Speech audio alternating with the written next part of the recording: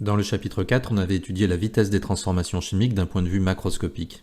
On avait défini certaines grandeurs macroscopiques comme la vitesse de disparition, le temps de demi-réaction. Et on avait mis en évidence que certaines transformations suivaient des lois de vitesse, en particulier une loi de vitesse d'ordre 1.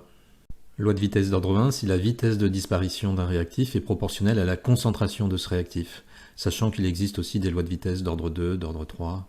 Mais je vous avais dit qu'on ne peut pas, en général, deviner la loi de vitesse que suit la transformation à partir de son équation chimique. C'est parce que toutes les réactions, sauf les plus simples, sont le résultat de plusieurs étapes qu'on appelle actes élémentaires.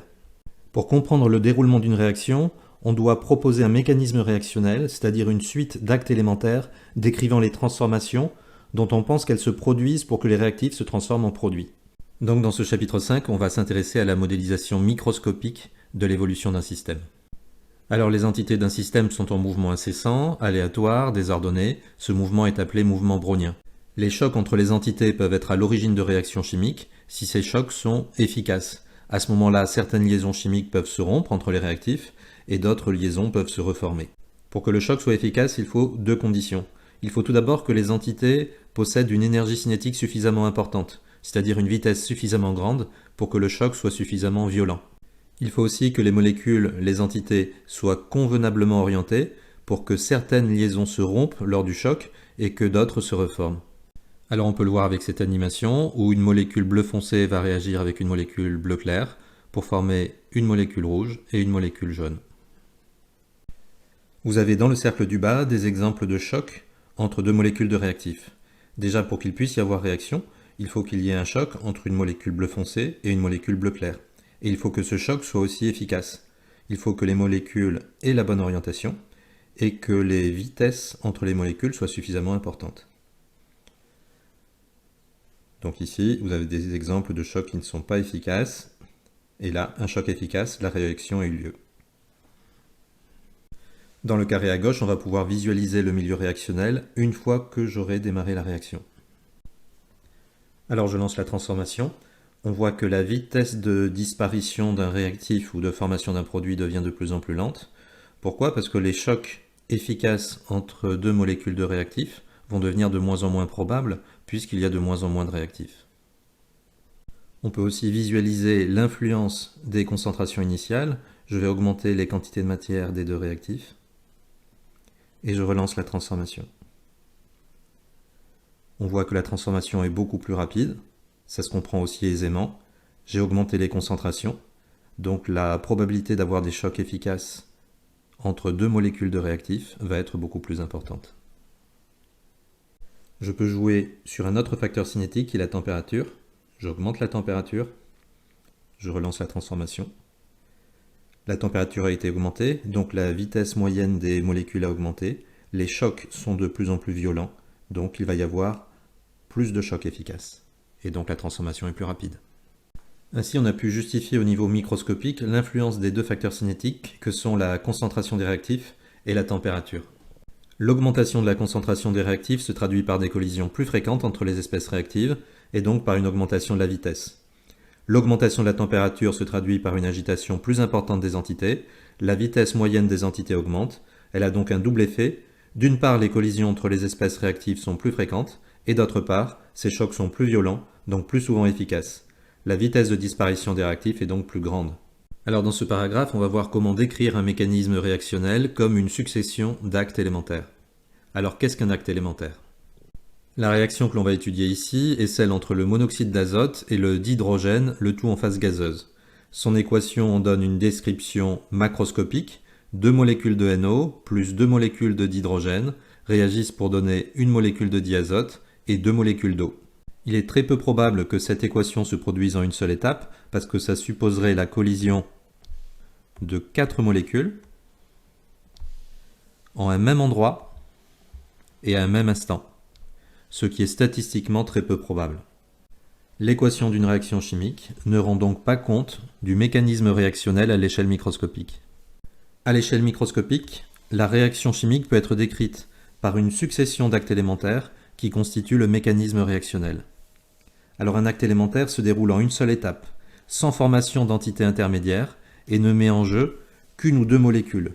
Il traduit ce qui se passe à l'échelle microscopique. Dans l'encadré de gauche, on a la description de la réaction chimique étudiée en une succession de 3 actes élémentaires. Dans le premier acte élémentaire, on voit que 2 molécules de NO réagissent pour donner N2O2. Et dans le deuxième acte élémentaire, N2O2 va disparaître. N2O2, c'est ce qu'on appelle un intermédiaire réactionnel. C'est une entité qui est formée au cours d'un acte élémentaire, puis totalement consommée dans un autre. De la même façon, H2O2 est formé dans l'acte élémentaire numéro 2, et il va être consommé dans l'acte élémentaire numéro 3. Quand on fait la somme des actes élémentaires, on doit retrouver l'équation de la réaction. Quand je vais combiner les 3 actes élémentaires, les intermédiaires réactionnels vont disparaître puisqu'ils interviennent aussi bien à gauche qu'à droite. Ils sont formés puis consommés. Ainsi, il ne va rester à gauche que 2NO plus 2H2 qui va réagir pour donner N2 plus 2H2O. Je retrouve bien l'équation de la réaction. Pour augmenter la vitesse d'une transformation chimique, on pouvait jouer sur les facteurs cinétiques température et concentration des réactifs. Il y avait une autre façon de faire, c'était d'utiliser un catalyseur. On va essayer de comprendre comment un catalyseur fonctionne au niveau microscopique. Un catalyseur accélère une réaction chimique en modifiant le mécanisme réactionnel. Un catalyseur a ainsi pour effet de remplacer une étape du mécanisme par une succession d'étapes qui vont être plus rapides. Le catalyseur disparaît au cours du mécanisme réactionnel, puis il est totalement régénéré. Il n'apparaît donc pas dans l'équation de la réaction. Alors, pour le comprendre, je vous présenterai en classe cette jolie oxydation des ions tartrate par le peroxyde d'hydrogène.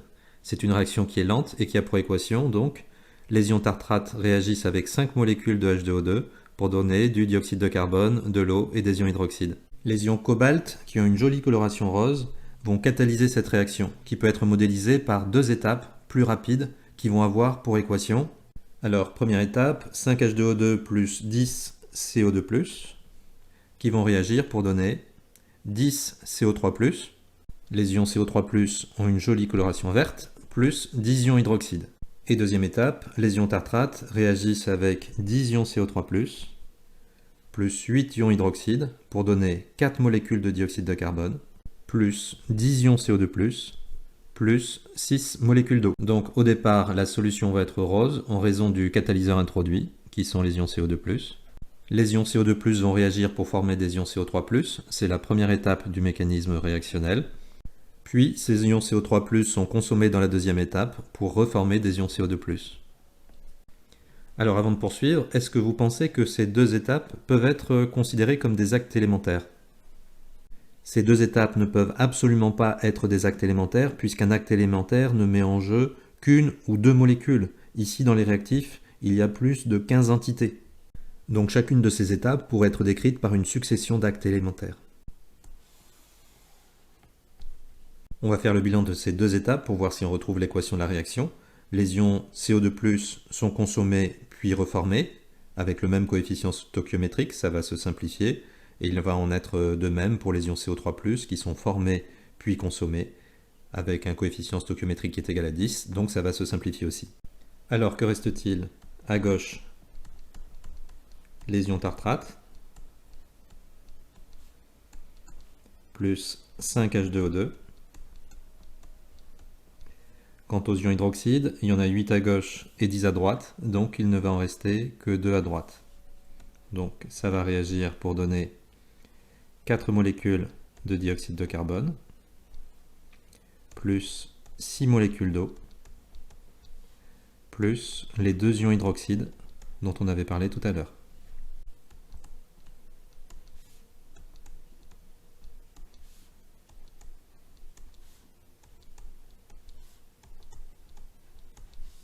Une erreur fréquente à ne pas commettre, il ne faut pas confondre catalyseur et intermédiaire réactionnel.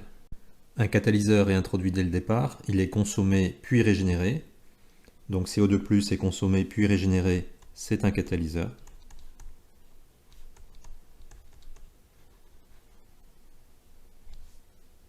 Alors que CO3+ est d'abord formé puis consommé, donc cela répond bien à la définition d'un intermédiaire réactionnel.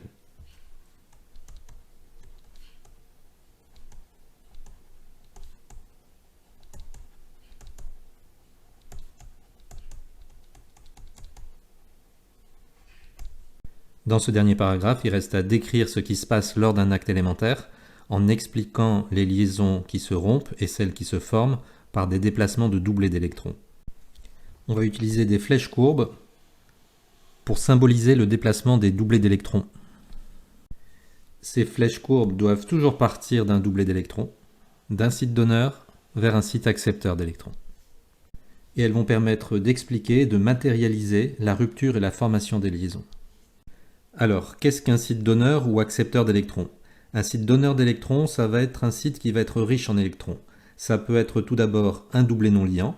Ce doublé non liant va être associé à un atome possédant une charge négative entière ou partielle. Ça peut être aussi un doublé liant appartenant à une liaison multiple, une liaison double CC ou une liaison double CO. Alors qu'un site accepteur d'électrons, ça va être un site qui va être pauvre en électrons. Soit parce qu'il possède un atome porteur d'une lacune électronique, symbolisée par un petit rectangle, soit parce qu'il possède un atome portant une charge entière positive ou une charge partielle positive. Donc voici des exemples de sites donneurs d'électrons. L'atome d'azote de l'ammoniac, par exemple, qui est porteur d'un doublé non liant. L'ion chlorure, qui possède une charge négative, et il est porteur de 4 doublés non liants. L'atome d'oxygène de la molécule d'eau, porteur de 2 doublés non liants et de charge partielle négative. Des exemples de sites accepteurs maintenant. Donc ici, l'atome de bore du borane qui est porteur d'une lacune électronique. Il ne vérifie pas la règle de l'octet. Ici, l'atome qui est chargé delta+. Et ici, ce carbocation qui est porteur d'une charge positive et d'une lacune électronique. Alors, comment va-t-on tracer maintenant ces flèches courbes qui vont modéliser la rupture et la formation des liaisons? Il va falloir tout d'abord identifier les sites donneurs et accepteurs de doublés d'électrons dans les réactifs, puis identifier les liaisons rompues et formées. Pour cela, il va falloir comparer les réactifs aux produits pour savoir les liaisons qui ont disparu et les liaisons qui sont apparues.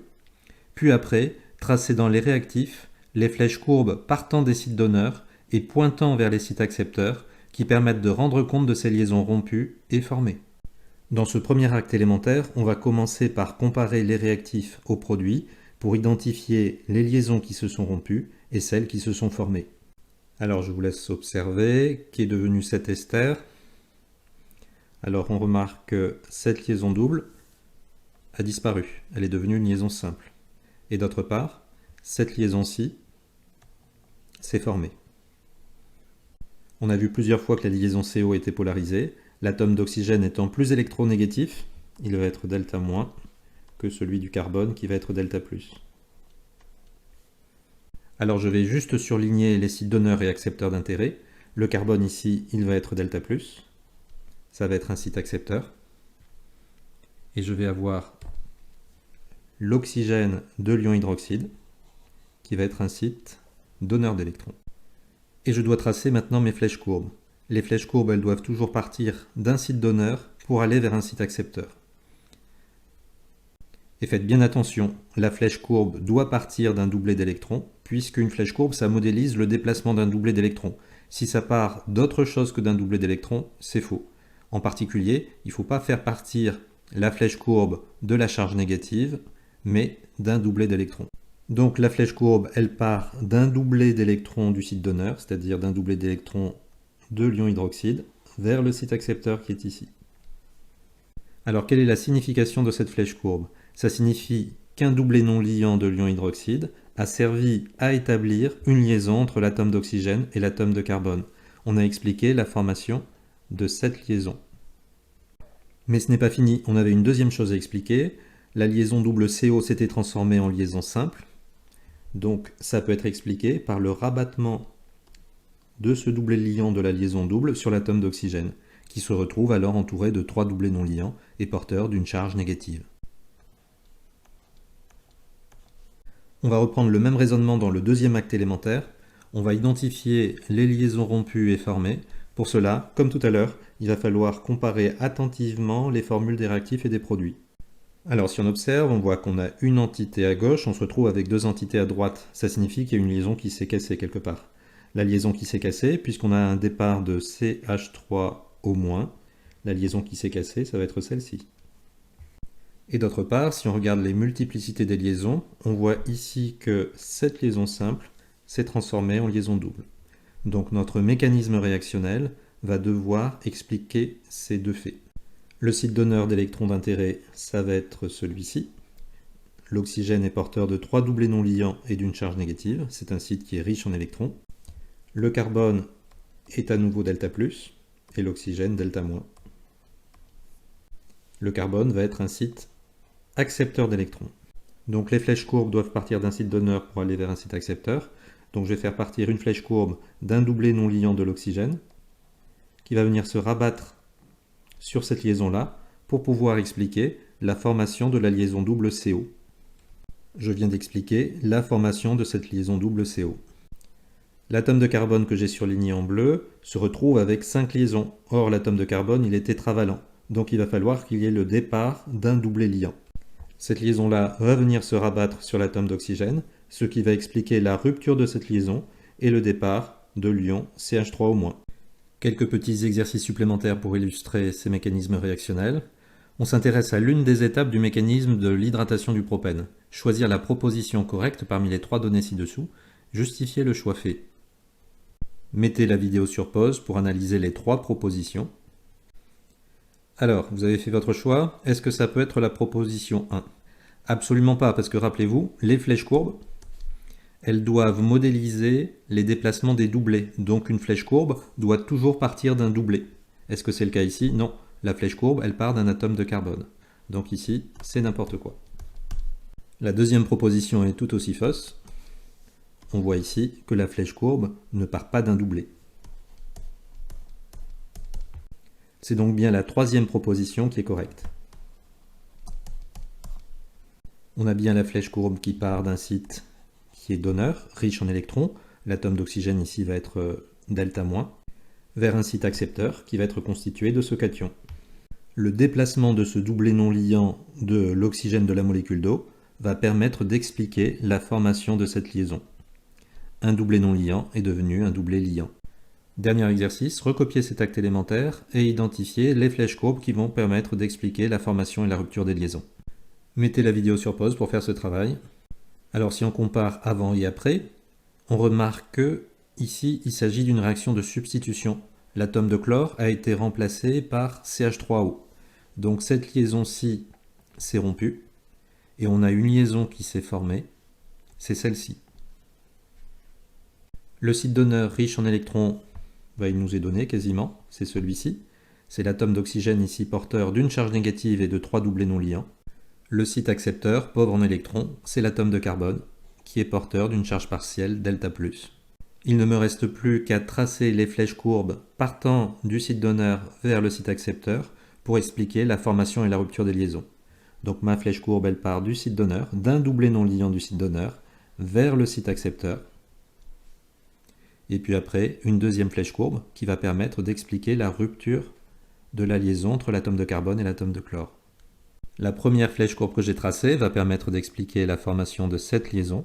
Un doublé non liant porté par l'atome d'oxygène a été utilisé pour former un doublé liant. La deuxième flèche courbe que j'ai tracée va permettre d'expliquer la rupture de cette liaison. Et on retrouve bien que l'atome de chlore, l'ion chlorure, se retrouve maintenant entouré de 4 doublés non liants, comme indiqué dans les produits.